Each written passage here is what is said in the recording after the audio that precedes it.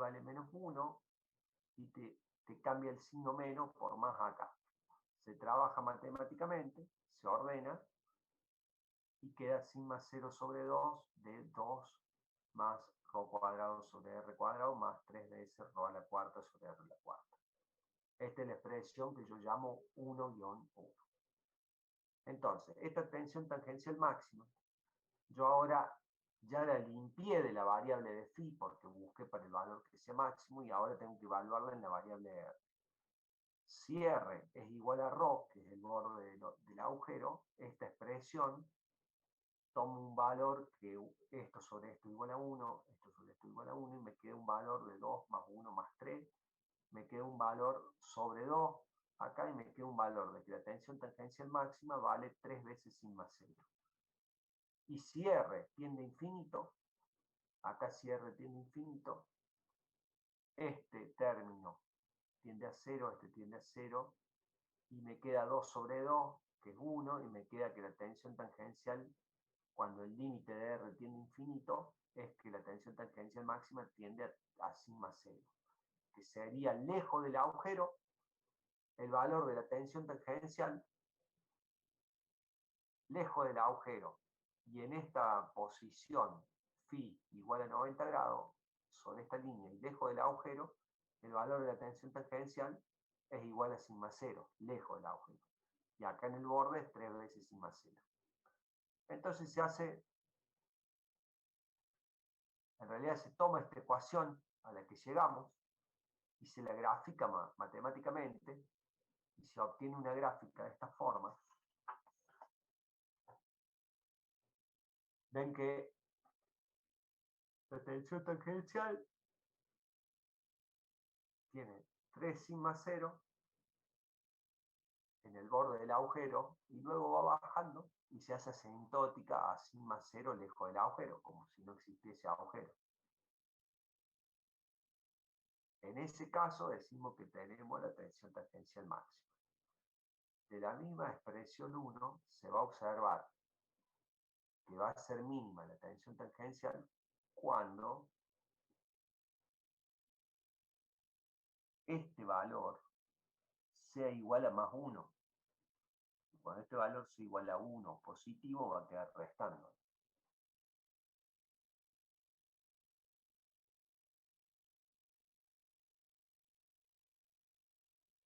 Entonces, ¿qué va a pasar? Va a ser mínima para coseno de 2 phi igual a 1, y eso es cuando phi es igual a 0, que va a hacer que 2 phi sea igual a 0 y que coseno de 0 sea 1. La ecuación esa me queda de esta forma, la trabajo matemáticamente y me queda como la 1-2. Sigma 0 sobre 2, rho cuadrado sobre r cuadrado, menos 3 veces rho a la cuarta sobre r. La evaluamos ahora en la variable r. Para r igual a rho, borde de agujero, me queda acá 1 menos 3, menos 2 sobre 2, menos 1, y me queda que la tensión tangencial mínima es igual a menos sigma 0. El signo menos significa que si la tensión sigma 0 es de tracción, en ese punto el sigma T mínimo va a ser de compresión, y si es de compresión va a ser de tracción.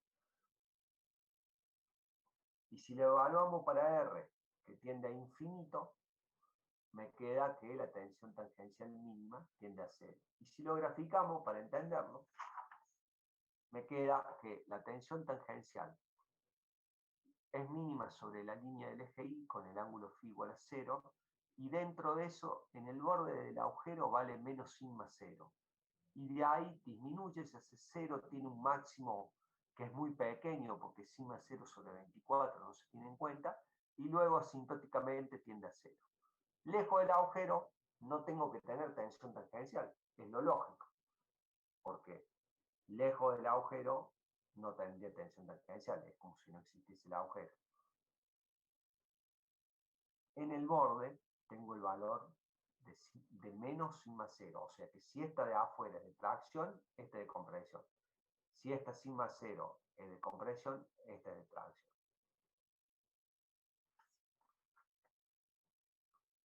Entonces, resumen sobre los puntos A, B, C y D es que en A y en B tengo 3 veces sigma 0 de tensión tangencial y en C y D tengo menos sigma 0 como tensión tangencial. ¿Qué podría pasar? Supónganse que yo tengo una tensión externa sigma 0 de compresión. En A y en B tengo 3 veces sigma 0 de compresión. Profe, un compañero tiene una duda, disculpe. ¿Sí? ¿Puede decirme? Profe, tengo una duda en lo que explicó recién respecto a cuando el sigma 0 es de tracción y que en el agujero yo voy a tener que el sigma 0 va a ser de compresión. Sí. Si usted tiene una tensión de tracción acá afuera, en este punto el menos sigma 0 va a significar que acá en este punto voy a tener una tensión sigma 0 que en ese punto va a estar comprimiendo al material. Si la tensión externa es de compresión, en este punto voy a tener en ese punto voy a tener una tensión sigma 0 de tracción, que es la tracción. ¿Se entendió? Sí, profe, ahí me quedó claro. Muchas gracias. Bien. Entonces, como resumen, en el punto C y D tengo menos el sigma 0 y en A y B tengo 3 veces sigma 0. Imagínense, por ejemplo, yo tengo un material frágil, le meto una carga de compresión sigma 0, esta de compresión, en A y B tengo 3 veces la tensión de compresión. Pero los materiales frágiles resisten la compresión. En cambio, en C y D tengo sigma 0 de tracción. Y como los materiales frágiles son sensibles a la separación entre granos, si yo meto sigma 0 externo acá, podría tener un inicio de grietas en C y en D debido a la tensión de tracción que se genera por la concentración de tensión. Cuando yo tengo una carga externa de compresión y en C y D voy a tener una tensión de tracción.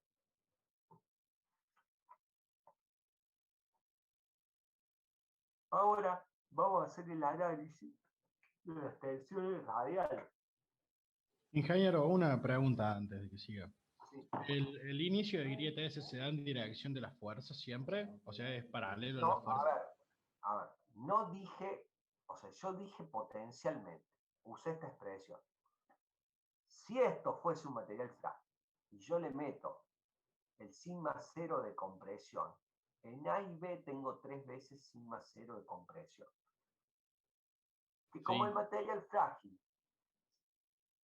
es tendenciosamente más resistente a la compresión que a la tracción, podría no fallar en A y B con 3 veces sigma 0 de compresión y potencialmente podría aparecer unas grietas en C y D debido a la carga sigma 0 de tracción que hay ahí.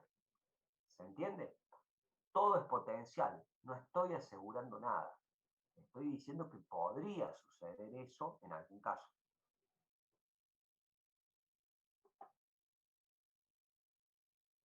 Perfecto, perfecto. Bien, vamos a analizar la tensión radial ahora. La tensión radial se tiene que analizar con la expresión 2. Con esta expresión.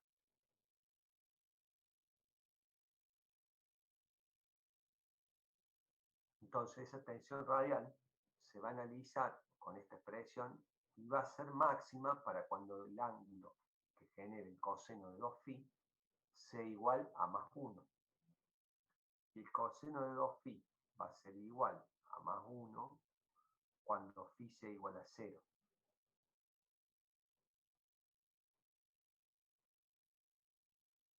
Cuando φ sea igual a 0, la expresión matemática de la tensión radial me queda de esta manera, la trabajo matemáticamente, y me queda de esta manera, como la expresión 2-1. A esta expresión la evalúo cuando R es igual a ρ en el borde del orificio y me da que la tensión radial es 0. Y claro, en el borde no puedo tener tensión radial porque no hay material del otro lado, entonces la tensión radial va a ser 0. Cuando R tiende a infinito, de esta expresión aplico límite y me da que esto tiende a 0, esto tiende a 0 y que la tensión radial tiende a valer sigma 0. Entonces vos agarras esa expresión matemática y la graficas. Entonces, al graficarla, ves cómo varía en el borde, sigma r es igual a 0. Luego hace un pequeño máximo, que no se tiene en cuenta porque es sobre 24. Luego hay otro 0 en 1,22 de ρ. Y luego empieza a aumentar asintóticamente y la tensión radial tiende a sigma 0 lejos del agujero. Y claro, porque lejos del agujero, la tensión radial tiene que valer sigma 0. Si no existe ese agujero, la tensión radial valdría sigma 0 en toda la línea. Como existe agujero, es variable y lejos del agujero vale sigma 0. Y también se analiza esa misma ecuación y va a ser misma cuando el coseno de 2π sea menos 1 y quede restando. Entonces, eso va a ser para el ángulo φ igual a 90 grados. 2π me da 180 y coseno de 2π va a ser menos 1. Entonces, esa expresión matemática me va a quedar de esta manera, la trabajo matemáticamente y me termina quedando de esta forma, como la 2-2. En el borde del orificio, R igual a ρ tiene que valer 0, matemáticamente cumple, y cuando R tiende a infinito, la tensión radial tiende a 0. La graficamos y es lógico. En el borde del agujero, la tensión radial en esta dirección tiene que valer 0, no hay recíproca, y allá lejos del agujero, también una tensión radial en esta dirección tiene que valer 0, porque yo tengo una tensión tangencial en esta dirección, una tensión externa en esta dirección. En el medio aparece un máximo de 3 octavos, que no es importante, 3 octavos sigma 0 en la raíz en 1,41 de ρ, pero no es tan importante, no se tiene en cuenta.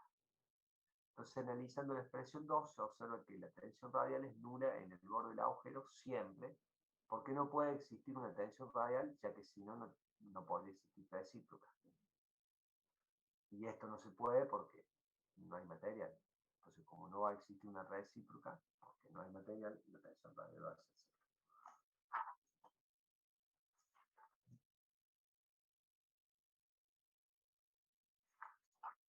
0. Entonces, vean, analizamos la tensión radial, la tensión tangencial, ahora tenemos que analizar la tensión de corte.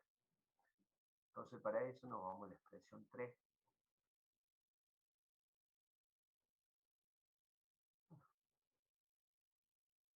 Esta expresión 3, vamos a analizar esta expresión 3 para cuando sea máximo y cuando sea mínimo en función de phi. Entonces, esa expresión 3 va a ser máxima cuando el seno de 2π sea igual a más 1. Y eso ocurre cuando phi sea 45 grados. 2π va a ser 90 y el seno de 90 es 1. En ese caso, la tensión tangencial máxima me queda expresada por esta expresión que es la 3-1. Si yo le hago una evaluación para R igual a ρ, borde de agujero, me queda que la tensión tangencial es 0. Y es lógico, porque en el borde del agujero no hay material del otro lado y por teorema de Cauchy tiene que ser 0, porque no es recíproca. Cuando R tiende a infinito, la tensión tangencial máxima esa va a tender a sigma 0 sobre 2. Lo cual también es lógico, porque si ustedes evalúan un punto cualquiera de esa chapa que no tenga agujero, le meten un círculo de Moore y lo giran 90 en el círculo de Moore o 45 el elemento y le da que tienen la tensión tangencial máxima, que vale la mitad, tienen la tensión de corte máxima que vale la mitad del sigma 0 sobre 2, que sería como una ensayo de tracción. Entonces graficamos eso y vemos que es nula acá y que tiende a sigma 0 sobre 2 allá lejos del agujero.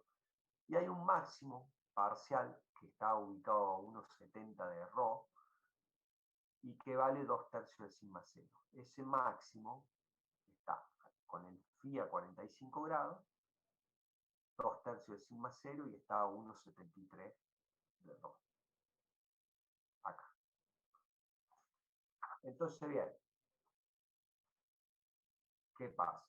De la expresión 2 observamos que es mínima para cuando el seno de 2 phi es 0 y es todo 0 en ese caso.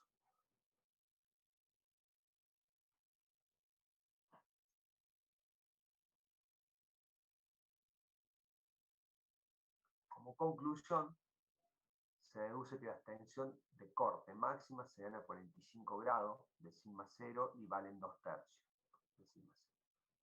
Y de la expresión 3 se deduce que en el borde, que el valor de la tensión de corte en el borde siempre es nulo, porque si no, no va a existir una recíproca por teorema de Cauchy, entonces no va a ser nulo. Entonces, bien. Conclusión total, puntos notables de la conclusión total. Tengo aplicado una tensión sigma 0, entonces en B y en D tengo 3 veces sigma 0. En A y en C tengo sigma 0. Esta 3 veces sigma 0 es por la tensión tangencial. En A y en C es la tensión tangencial que vale menos sigma 0. Y en los 4 puntos E a 45 grados tengo, y a 1,73 de error, voy a tener que la tensión de corte vale 2/3 de sigma 0, y en el borde de todo el agujero voy a tener que la tensión de corte y la radial va a ser nula.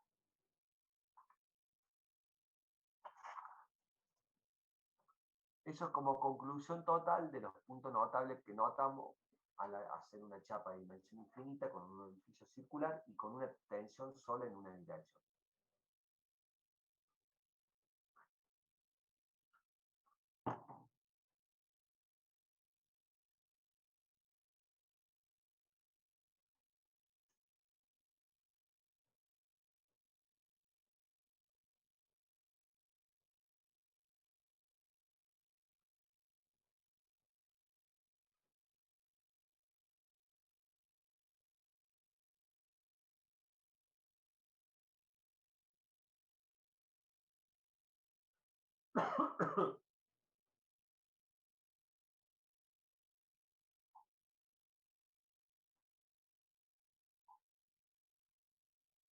Bueno, ahora vamos a hacer el análisis de la misma chapa de orificio circular con dimensiones infinitas, pero que tiene un estado tensional plano o doble. Tiene tensiones en dos direcciones a 90 grados que las llamamos sigma I y sigma X. Ponemos un sistema de referencia XY en el centro, con centro en el orificio O, y planteamos que en un punto cualquiera tengo las tensiones tangenciales, las tensiones radiales y las tensiones de corte tau, con ahí no la dibujé. Entonces, bien, ¿cómo vamos a encarar o analizar este fenómeno? Lo vamos a encarar aplicando principio de superposición de efecto. Profe, Lo vamos a aplicar cuando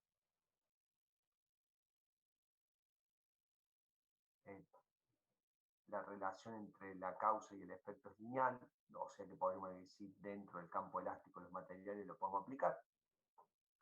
Entonces, bueno, al aplicar eso, nosotros ya sabemos qué pasa cuando aplicamos la tensión en una dirección, en todos estos puntos notables. Por ejemplo, sigma I, ya sabemos que pasa en 1, en 1', en 2, en 2' y en los 4.4. Cuando aplico la tensión sigma X, también voy a saber lo que pasa en 2, en 2', en 1, en 1' y en los puntos 4, que son 4 puntos, 45 grados. Entonces, bueno, decimos, bueno, a ver, en el punto 1 y en el punto 1', yo voy a tener una tensión tangencial que va a valer 3 veces sigma I, que debido a sigma I, acá y acá. Y a su vez, voy a tener otra tensión tangencial debido a sigma X que va a valer menos sigma X,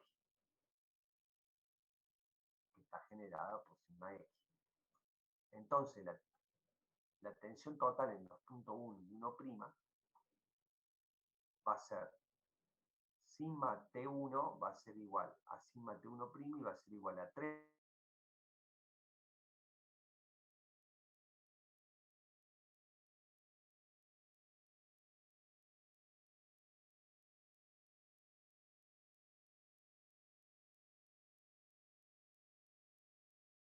Entonces, en sigma T2 y sigma T2' va a ser igual a 3 sigma X menos sigma Y.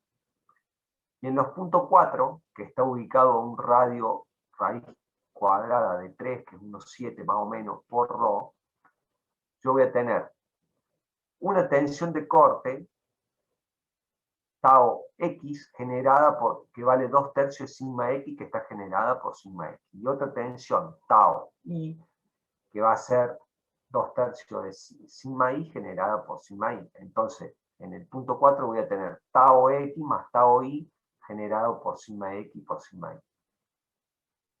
Esto es lo que voy a tener como análisis general. Entonces, si el sigma X y el sigma Y son de distinto valor absoluto, voy a utilizar estas tres ecuaciones para evaluar el valor total de las tensiones en cada punto. Si yo tengo un caso particular donde el sigma X y el sigma Y son de igual valor absoluto, lo puedo generalizar llamándolo sigma cero. Entonces, en ese caso particular, si yo tuviera sigma cero acá y acá, entonces sigma X y sigma Y igual valor absoluto y lo llamo sigma cero, puedo generalizar los valores numéricos estos, diciendo que sí, voy a tener dos casos. Si sigma X y sigma Y son de igual valor absoluto y aparte de igual signo, o sea, las dos son de tracción o las dos son de compresión, yo voy a tener acá que en sigma T1 y en sigma T2 voy a tener 3 veces sigma X, 3 veces sigma Y, 3 veces sigma 0 menos sigma 0 me da 2 sigma 0, y acá 3 veces sigma 0 menos sigma 0 me da 2 veces sigma 0. Entonces, los puntos 1 y 2, y 1', 1, 2, 1' y 2', en esos 4 puntos, si estas tensiones son las dos de tracción o las dos de compresión, y valen sigma 0 en valor absoluto las dos, voy a tener 2 veces sigma 0 en esos puntos. En los puntos 4 se van a sumar el 2/3 sigma 0 de X y de Y, me va a quedar 4/3 de sigma 0.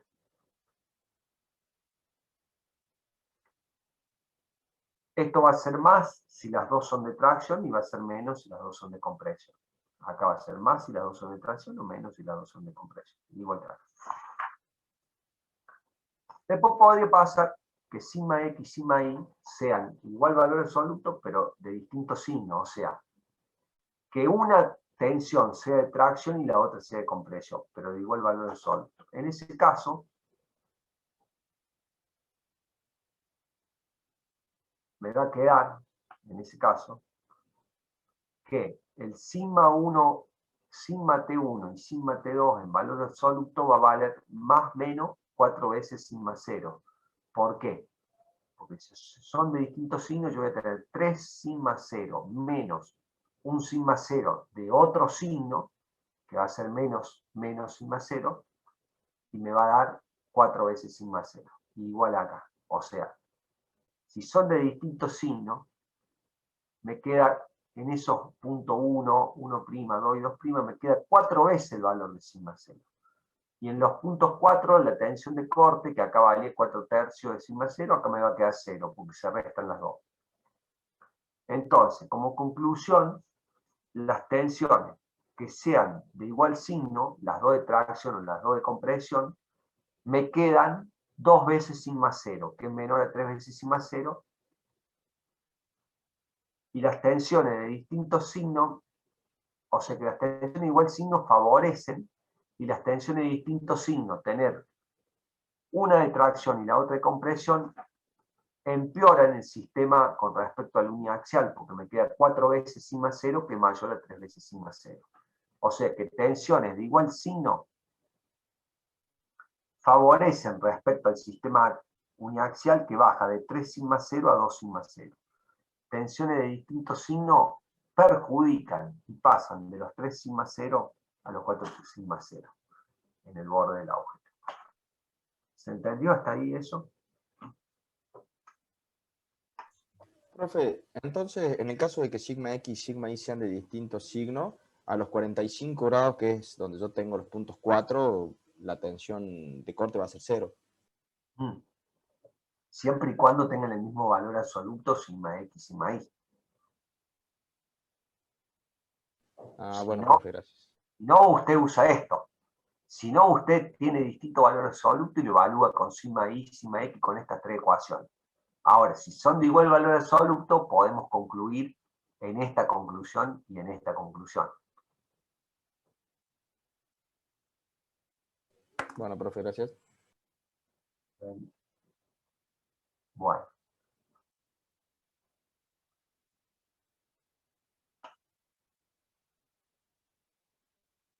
Por ejemplo, un tubo de gas va a tener tensiones en 2 direcciones 90 grados que van a ser de igual signo, que tienden a abrirlo en las 2 direcciones. Mientras que una barra, un Cardan, que es una barra que trabaja torsión, va a tener una tensión directa de corte, que es de torsión pura. Pero esta torsión pura, si le hago el círculo de Mohr, genera tensiones indirectas. En un círculo de Mohr de torsión pura vos tenés tensiones indirectas, que son las principales de tracción y de compresión, que tienen el mismo valor absoluto y distintos signos. Entonces, si vos le haces un agujero a una barra que trabaja torsión, a 45 grados vos vas a tener, en ese orificio circular, vos si planteas un sistema de coordenadas X, Y a 45 grados del eje de simetría, vas a tener tensiones de tracción y de compresión a 45 grados en ese sistema de coordenadas. Y si ahí vos evaluás la concentración de tensiones, se te va a 4 veces la tensión nominal, debido a que son tensiones de distintos signos.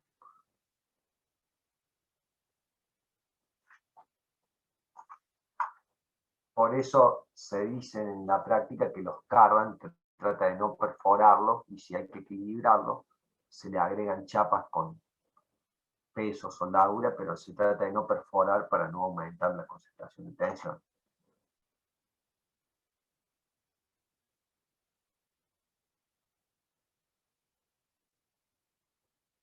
Ahora vamos a hacer un estudio parecido, pero es una chapa con orificio elíptico en vez de circular, con una tensión unidireccional. Entonces tenemos una chapa de dimensiones infinitas, tensión en una sola dirección. Y bueno, para resolver el tema de la elipse se usan coordenadas curvilíneas, mucho más complicado, tema que no es de nuestra materia, y se hace un desarrollo en ese mismo libro Timoshenko-Goodyear sobre este caso particular, donde A y B son el semieje mayor y menor de la elipse, sigma 0 la tensión, que es la fuerza normal sobre el área, y de ese análisis, de ese libro, directamente se llega a una tensión tangencial máxima, que es sigma 0 factor de 1 más 2 de A sobre B. Eso es aplicable para el punto 1 y para el punto 2. En el punto 3 y en el punto 4 se llega a que la tensión tangencial mínima es menos sigma 0, que es igual a un orificio circular, que vale menos sigma 0, en 3 y 4. En 1 y 2 se llega a esta expresión, que no es en el borde del agujero igual al 3 sigma 0 que tiene un agujero circular. Entonces, ¿qué se dice? Bien, se analiza la ecuación esta para ver qué pasa con la tensión tangencial en los puntos 1 y 2, y se dice, bueno, si el elipse está como acostado donde A es mayor que B, si A es mayor que B, en esta ecuación, yo voy a tener que la elipse está como acostado, y como A es mayor que B, va a ser un número mayor que 1, y como va a ser un número mayor que 1, multiplicado por 2, me va a dar todo ese paréntesis un número mayor que 3. Entonces, al estar el elipse acostado, con el semieje mayor en esta dirección perpendicular a las tensiones que actúan, el elipse como acostado con respecto a las tensiones externas que actúan, la tensión en 1 y 2 va a ser mayor a 3 veces sigma 0, que es como un agujero circular. Si A y B son iguales, se trata de un orificio circular, y esta expresión se queda 3 veces sigma 0. Y si A es menor que B, es como tener el elipse, a ver si puedo escribirlo.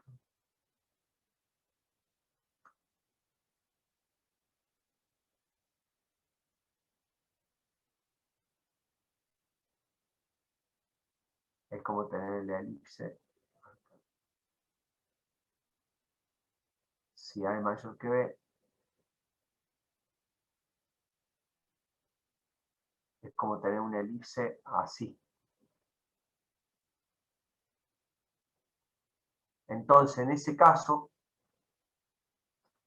voy a tener que como A es menor que B, en esta expresión me queda un número menor que 1, que multiplicado por 2 me da menos de 2, y me da que la tensión tangencial máxima en el elipse, al estar parado en la dirección de las tensiones, va a ser menor a la del agujero circular, que es 3 veces sigma 0.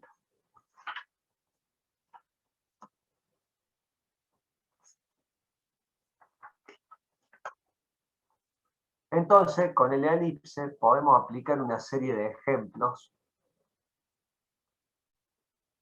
Podemos aplicar una serie de ejemplos como por ejemplo, a ver, ¿qué pasa si yo tengo una grieta que está perpendicular a las tensiones que actúan? Entonces, si yo tengo una grieta que está perpendicular a las tensiones que actúan, como el lado B, esto se podría considerar una elipse donde el lado B tiende a 0. Si el lado B tiende a 0, la tensión tangencial tiende a infinito, o sea que una grieta perpendicular a las tensiones es letal, porque me hace que las tensiones tiendan a infinito. Entonces, para que eso no suceda, vos podés darle dos soluciones. Si la grieta es grande, larga, le haces 2 agujeros en la punta para frenar la propagación de la grieta y se comporta como una elipse, tratando de equilibrar las tensiones.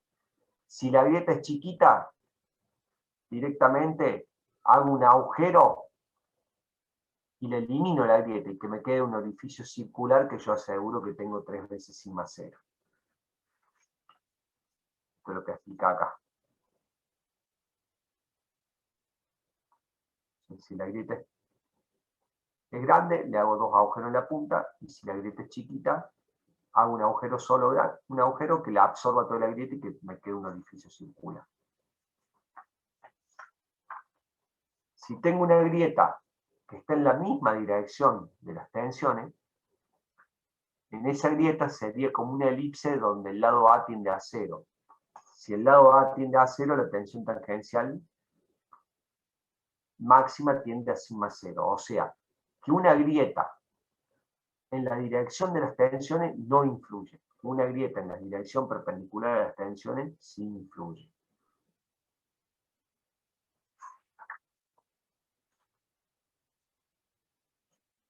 Si tengo un orificio circular con una tensión externa de tracción, y en el punto A y B, que yo tengo 3 veces sigma 0, supero la tensión de fluencia del material, en realidad sería la tensión de proporcionalidad, donde empiezo a tener deformaciones plásticas. ¿Qué va a pasar? Si el material es dúctil, tiene capacidad de deformarse y ese agujero circular se transforma en una elipse. Al transformarse en una elipse, se va a deformar y va a hacer que se equilibren las tensiones porque se transforma en una elipse parado donde el lado B, donde el lado A es mayor que el lado B y este punto deja de tener 3 veces sigma 0 y va a tener menos, un poco menos de 3 veces sigma 0. Si el material es frágil y supero la tensión de fluencia o de rotura de un material frágil, se va a romper directamente. ¿Qué puedo hacer? Puedo hacerle 2 agujeros acá y otro acá, transformando esto en algo parecido a un oblongo para que se parezca una elipse y se equilibren las tensiones.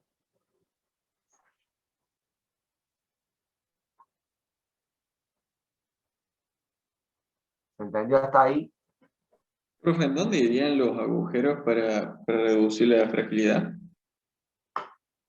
No, no es para reducir la fragilidad.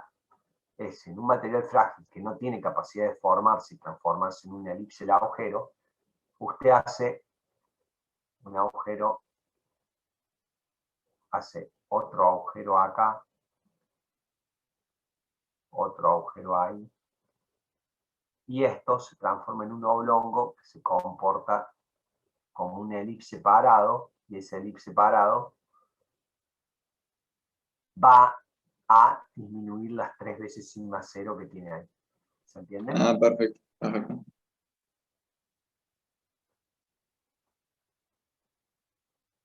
Bien, otros casos de concentración de tensiones.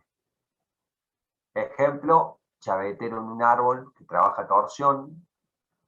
Vamos a tener concentración de tensiones que va a depender del diámetro del árbol, del ancho del chavetero, la profundidad, del radio de empalme que tenga acá. Todas esas variables van a influir en el factor de concentración de tensiones geométricas. En un engranaje podemos tener en la raíz del diente una concentración de tensiones de la carga que genera flexión en la raíz del diente. Va a depender de ese radio de acuerdo y de otras variables como el ángulo de presión, el módulo, etc. Ya lo veremos cuando estudiemos engranaje. Una reducción de sección en un árbol. Vos podés tener un árbol que trabaja torsión y tenés una reducción de sección. Las tensiones teóricas serían como esta línea. Vos tenés tensiones de torsión en este punto y al disminuir la sección aumentan de esta manera, escalonadamente. En la realidad tenés un aumento mayor, como esta curva, debido a la discontinuidad. Eso va a ser función de, básicamente, del diámetro, de reducción y del radio de empalme que tenga. Entonces, por ejemplo, ahí voy a tener un factor de concentración de tensiones que va a estar tabulado en función de la relación de diámetro y de la relación entre el radio y el diámetro. Bueno, y así sucesivamente, esto en el práctico van a tener una serie de tablas que van a tomar los datos correspondientes. Otro tema que nos queda ver ahora es el factor de concentración de tensiones efectivo y el factor de sensibilidad de dentalle. ¿Qué pasa? Todo esto que estuvimos viendo son factores de concentración de tensiones geométricos que no tienen en cuenta la capacidad del material de deformarse. Entonces, el factor de sensibilidad de dentalle decimos que es la relación entre el incremento de tensiones real o efectivo y el incremento de tensiones geométrico, o sea, sería el incremento de tensiones real y efectivo es el que realmente sucede en una pieza de un determinado material, mientras que el incremento de tensiones teórico sería el que se genera por la discontinuidad geométrica del material solamente, pero que no tiene en cuenta de qué material es la pieza. Entonces ese factor de sensibilidad de detalle es un coeficiente dimensional que puede valer entre 0 y 1. Y decimos que la variación de tensiones nominal efectiva va a ser igual al K efectivo por la tensión nominal menos la tensión nominal. El K efectivo es el factor de concentración de tensiones real o efectivo en la pieza, teniendo en cuenta el material. Entonces el K efectivo es la relación entre la tensión máxima real y la tensión nominal que yo tengo.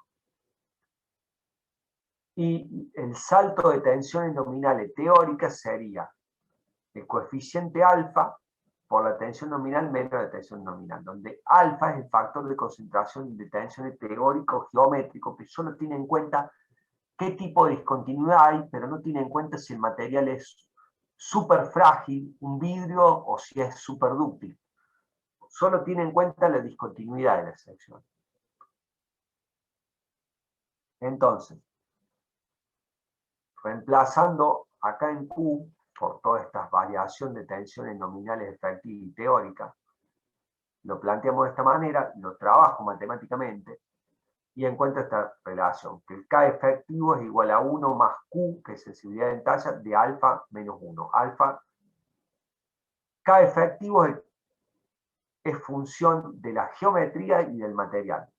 El alfa es el factor de concentración de tensiones que solamente tiene en cuenta la discontinuidad geométrica. Y el Q es la sensibilidad de entalla. Un material no sensible de entalla, como una goma EVA, algo súper deformable, tiene un K, va a tener un Q igual a 0 y el K efectivo va a ser igual a 1, no va a haber incremento por concentración de tensiones. El material se deforma hasta equilibrar tensiones o se parte. Para un material con Q1, que es 100% sensible a la entalla, como podría llegar a ser un cerámico o un vidrio súper frágil, súper rígido, me va a quedar que el K efectivo es igual al K teórico por el factor geométrico.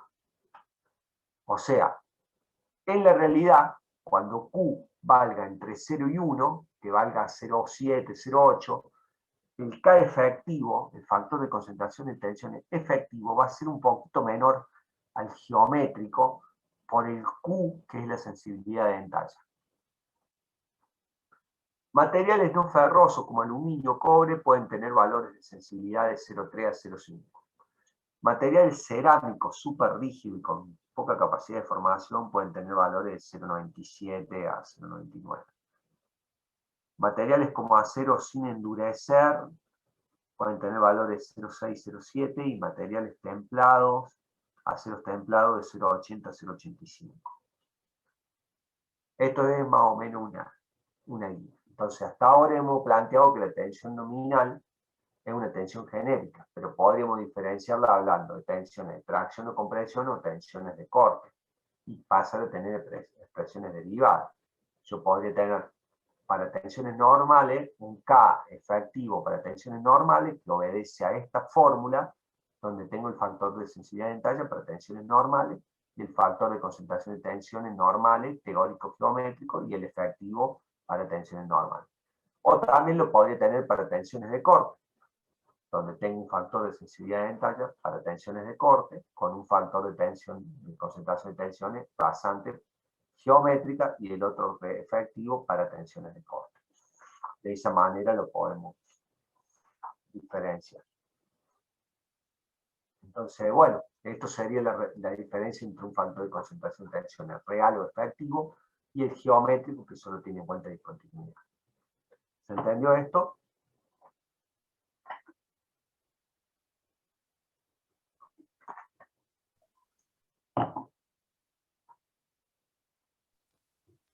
Profe, Sí. tengo una duda sobre el tema anterior, cuando estaba dando los ejemplos de la concentración de tensiones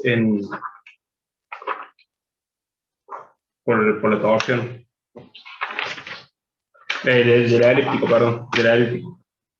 Cuando habla de las grietas, por ejemplo, en un cigüeñal, no tenemos un estado uniaxial de tensiones, pero le comento porque trabajo en el rectificador y todo, y por ahí a la fisura de fatiga le saben hacer una caladura para poder seguir usándolo. ¿Querés saber si tenía algo que ver o no? No es, sí, pero no es un estado simple unidireccional. Claro. Ahí hay tensiones, entiendo que vamos, no sé en la ubicación del gorrón, pero una grieta pequeña seguramente ustedes la tratan de eliminar. Exactamente, sí. Con una pequeña fresado o perforación, porque esa grieta genera una concentración de tensiones mucho mayor que una fresado tipo cilíndrico, que es algo más natural, como lo estamos viendo, para analizar una concentración de tensiones. Lo que pasa es que en ese punto de cigüeñal usted puede tener tensiones normales por flexión, puede tener tensiones normales por puede tener tensiones de corte por la torsión, puede tener un estado amplio de tensiones, un estado triaxial. Pero, a ver, entiendo que lo están eliminando por la misma causa que estamos explicando acá, pero no lo puedo demostrar con toda la teoría simple que yo demostré acá, sino que se varía a un estudio más profundo de eso. ¿Se entiende? Sí, sí, perfecto. Era para sacarme la duda. Muchas gracias.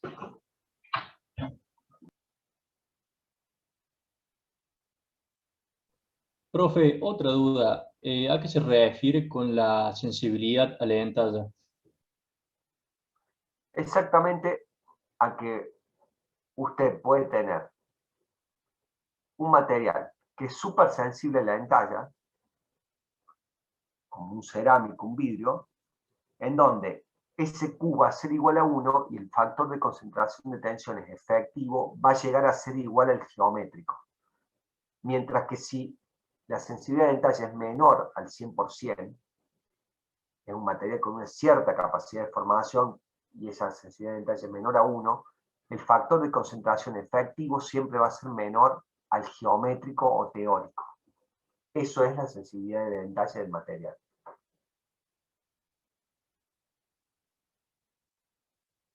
Y se define con esta definición que yo le doy acá. Esta es la definición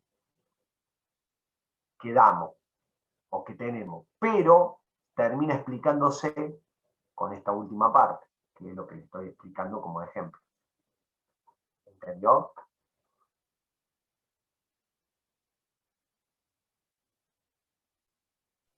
Profe, ¿Sí?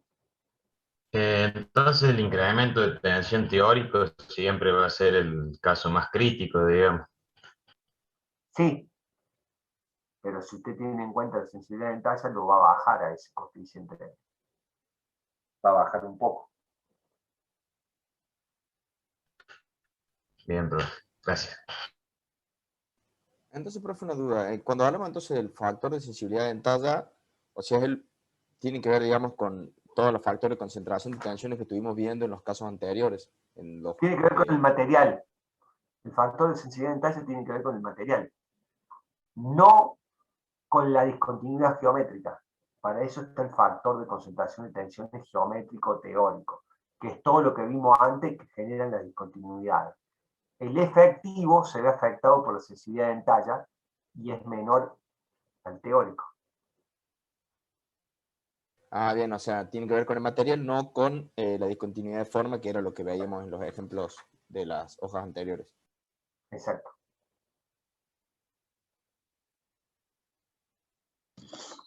O sea que en tal caso lo único que nos va a afectar el material es el valor de la sensibilidad del entallo.